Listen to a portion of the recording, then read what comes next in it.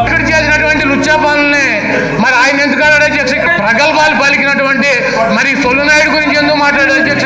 ఊతకర్రలు ఉంటాయి కానీ పార్టీ నడపలేని వాళ్ళు. చంద్రబాబు గారు చూస్తే నాకు ఒక్క మాట గుర్తొస్తుంది అధ్యక్ష. కోపం వల్ల అవివేకం వల్ల మతిమరుపు, ఆ మరుపుతో బుద్ధి నాశనం. చంద్రబాబు నాయుడు గారు బండారం గంట కావాలో అరగంట కావాలో మాధవరెడ్డి గారి సంగతి ఏంటి ఎన్ని మాట్లాడుకునే సమయం కాదు ఇది. ఇది గౌరవ సభ కాదు. ఇలాంటి గౌరవ సభలో నేను ఉన్నానని ముఖ్యమంత్రి ఈ హౌస్ వస్తాను తప్ప అదర్వైజ్ నాకు రాజకీయాలు అవసరం లేదు.